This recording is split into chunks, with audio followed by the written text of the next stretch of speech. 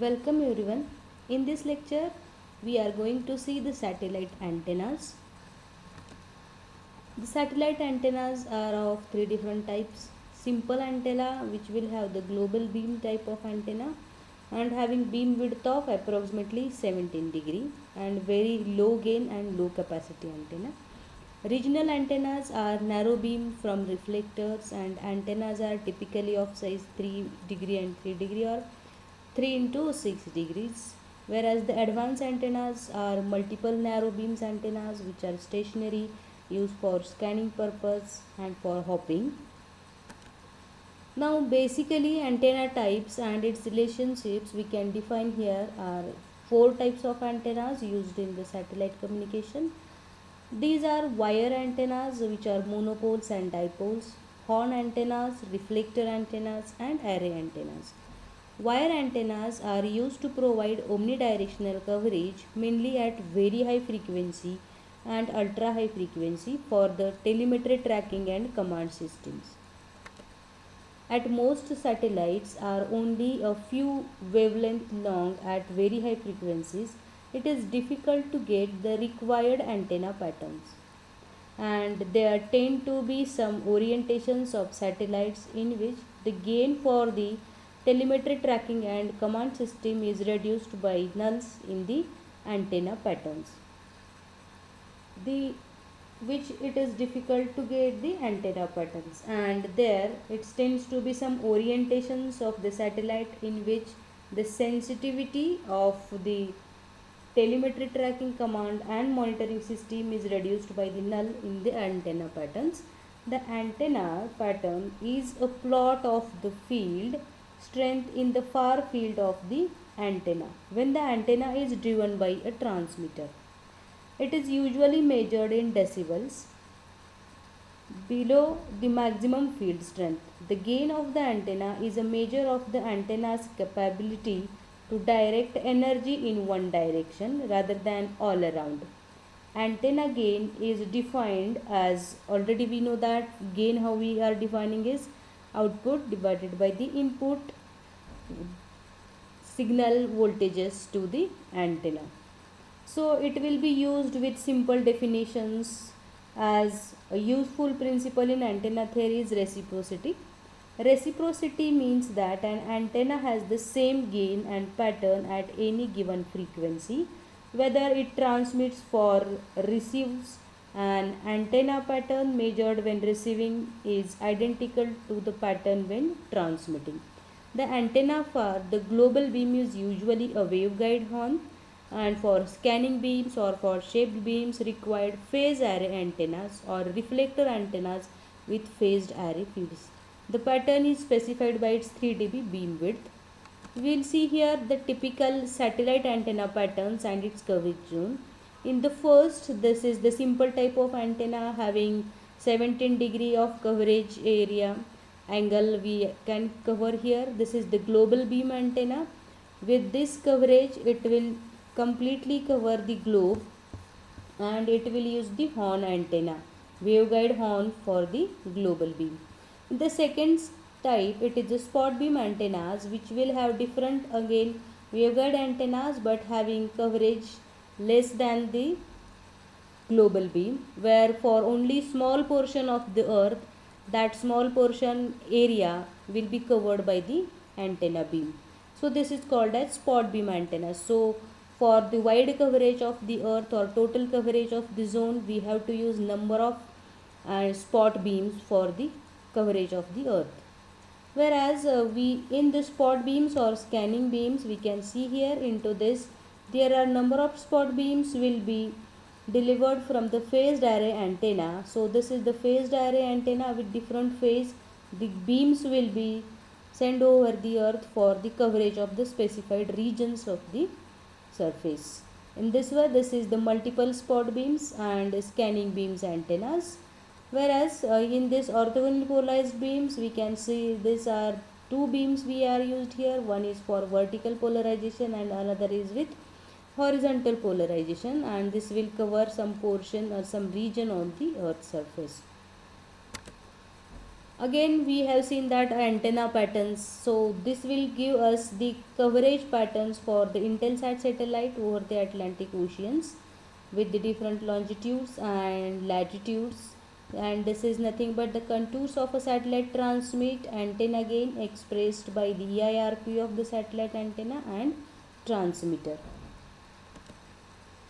We know here that from this figure the pattern is frequently specified by 3 dB beam width and the angle between the directions in which the radiated field falls to half the power in the direction of maximum field strength.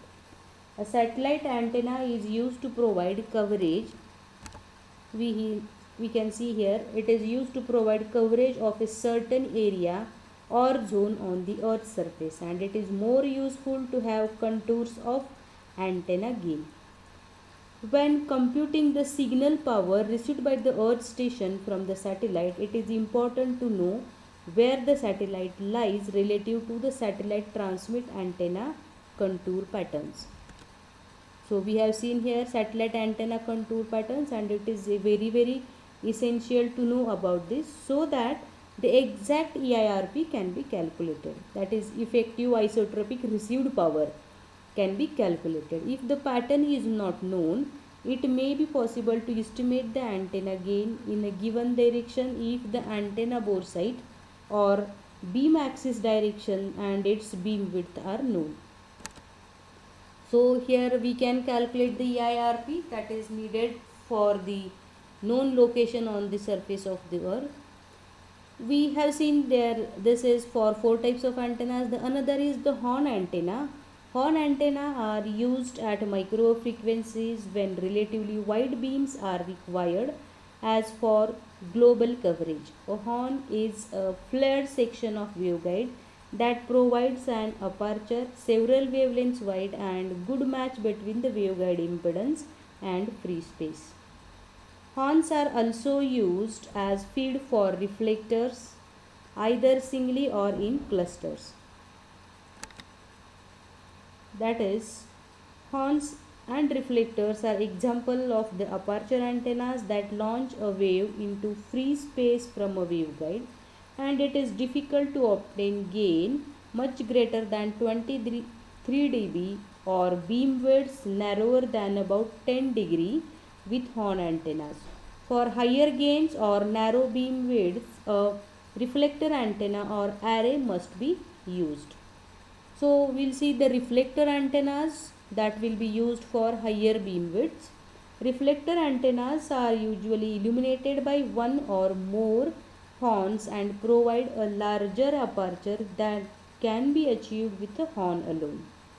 So maximum gain, it is necessary to generate a plane wave in the aperture of the reflector, and this is achieved by choosing a reflector profile that has equal path lengths from the feed to the aperture so that all the energy radiated by the feed and reflected by the reflector reaches the aperture with the same phase angle and creates a uniform phase front.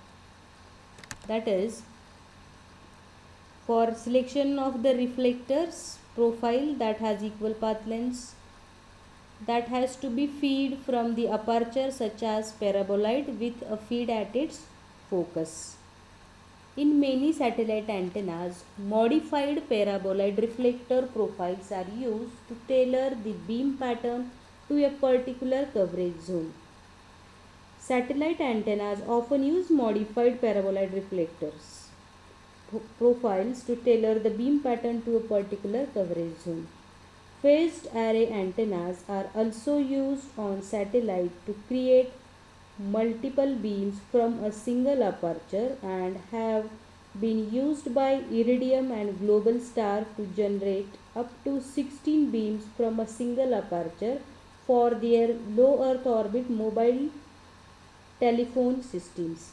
Some basic relationships that we have to find out here in aperture antennas can be used to determine the approximate size of a satellite antenna for a particular application and antenna gain. We can determine exact gain, efficiency and pattern of a satellite antenna. The gain of an antenna aperture is given by G is equal to eta into 4 pi a by lambda square, where a is the area of the antenna aperture, lambda is the wavelength, and eta is the aperture efficiency of the antenna. Here eta is 65 to 80% for horn antennas and 50 to 65% for reflector antennas with single feed, and lower values for reflector antennas with shaped beams. If the aperture is circular, as is often the case, that in the first equation we have written is written as where aperture is circular, so we can write gain is equal to eta into pi d by lambda square, where d is the diameter of the circular aperture in meters and the beam width of an antenna depends on the wavelength and aperture dimensions. As already we know that G is eta into 4 pi a by lambda square. So when it is circular, we can write it as G is equal to eta pi d by lambda total square. Okay.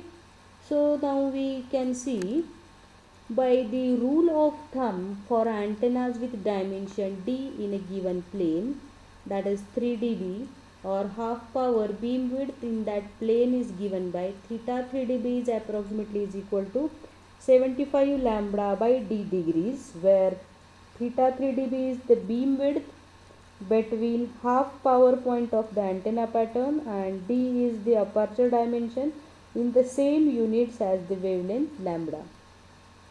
The beam width of horn antenna may depart from the G, that is in second equation what we wrote, quite radially. For example, a small rectangular horn will produce a narrower beam than suggested by G is equal to eta into bracket pi d by lambda square in its E plane and a wider beam width in the H plane. So since these two equations that we have to remind here is, initial one is G is equal to eta into pi d by lambda square, and another one is theta 3 dB is approximately is equal to 75 lambda by d degrees, contain antenna dimension parameters, and the gain and beam width of an aperture antennas are related. For antennas with eta is equal to 60 degree, the gain is approximately G is approximately is equal to 30,000 divided by theta 3 dB square, and we know that here theta 3 dB is in degrees. So if the beam has different beam widths in orthogonal plane, theta 3 dB square should be replaced by the product of two 3 dB beam widths, that is theta 3 dB1 and theta 3 dB2. So according to this, we can replace this one with the 2 theta dBs, and these values we use the constant for theta 3 dB, and which will vary different between different sources with range of 28,000 to 35,000.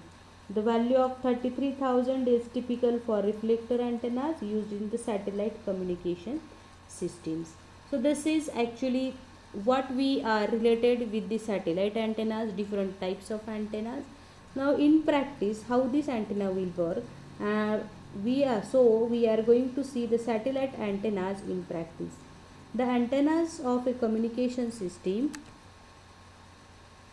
are often a limiting element in the complete system. In an ideal satellite, there would be one antenna beam for each earth station, completely isolated from all other beams for transmit and receive.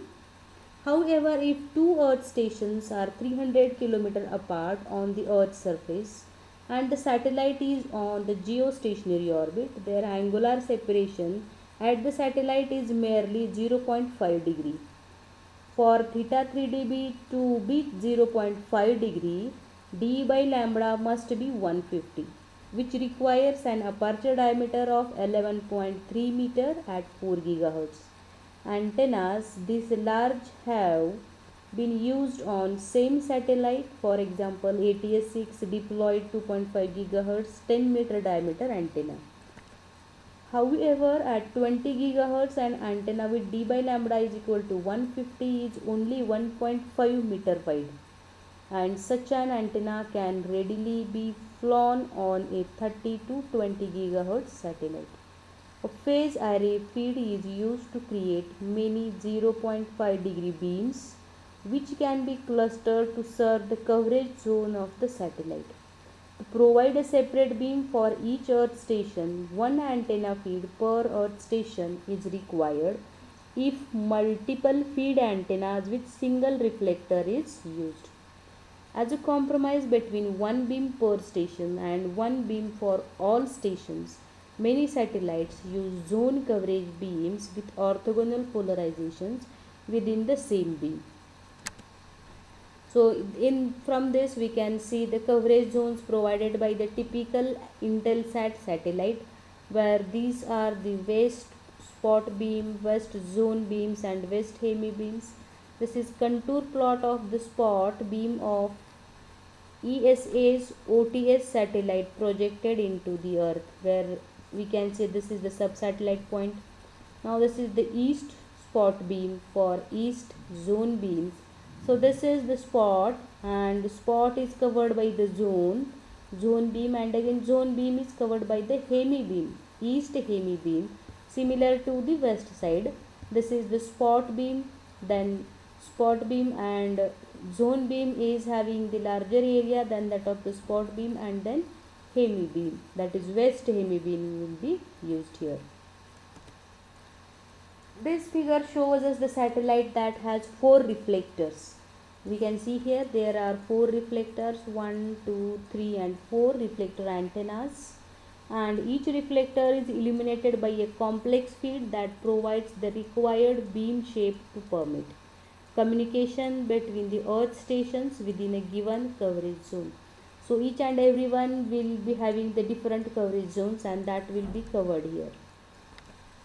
The largest reflector on the satellite transmits at 4 gigahertz to produce a peanut shaped pattern for the zone beams, which is designed to concentrate the transmitted energy onto densely populated areas where much telephone traffic is generated.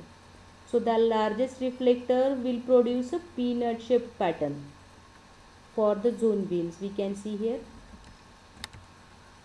So this is the zone beam which will create a peanut type shape pattern. This is simply looks like a peanut. You can see for this east zone also and for west zone also, this will be peanut type shape formed by the zone beams. The smaller antennas provide hemisphere transmit and receive beams and 14 to 11 GHz spot beams. Note that the antenna beam width is inversely proportional to the square of frequency. In addition, horn antennas provide global beam coverage. In many larger satellites, the antennas use offset paraboloid reflectors with clusters of feeds to provide carefully controlled beam shapes. The feeds are mounted on the body of the satellite close to communication subsystems, and the reflector is mounted on a hinged arm. The figure, if we can see here into this figure, is an example of this design of antenna for the Intelsat 6 satellite, Intelsat VI satellite on the stations. So where we are used the paraboloids. So this figure shows, now we can see in the figure deployment sequence used for the 30 feet antenna carried by ATS-6. The antenna was built as a series of petals that folded over each other to make a compact unit during launch, and which then unfolded in the orbit. So we can see the development or how it will be developed into the sequence. So initially, this is after the separation, we can see. Now this is the first stage, then solar array booms extended. These are 2 solar arrays that will get extended here. Now after that, one solar array will get extended, solar array panels extended. Now this is only, we can see these are 2 the solar arrays, this will get extended in the second stage, and now this will get opened. So that is get extended, panels now get extended. In the fourth step, 30 feet reflector also get deploys. So where we can see here is, from this 30 feet reflector antenna will get deployed. After that, this fully deployed configurations we can see here, these two solar arrays which are upward here, now they will also comes in a 180 degree apart from each other, and this is the fully deployed configurations. Now we can see the last is ATS when it is in orbit. After, how it will be look like is having, this is the reflector, 30 feet reflector, and these are solar panels which are expanded, and in this way we can find the deployment sequence of an antenna, which is a very large antenna. So in this lecture we have seen the satellite antennas, different types of antennas, wired antenna, horn antennas, then reflector antennas, and after that the phased array antennas. In the phased array antennas, more reflectors are phased on a single antenna. So on an average, from this, the all satellite subsystems we have seen used in the satellite subsystems, that is for AOCS, TTCM, and then for power system, communication systems. In the communication systems we have seen transponders, and after that the satellite antennas, how the different antennas will work with different beam widths. And for global coverage, horn antennas we are using. For a small portion of area coverage we are using spot antennas. Then again, for the maximum coverage with the, or for frequency reuse, we are using the multiple beam spot antennas, or scanning beam spot antennas, where the phased array antenna will be used there. So this is all about the antenna, satellite antenna subsystems. Thank you.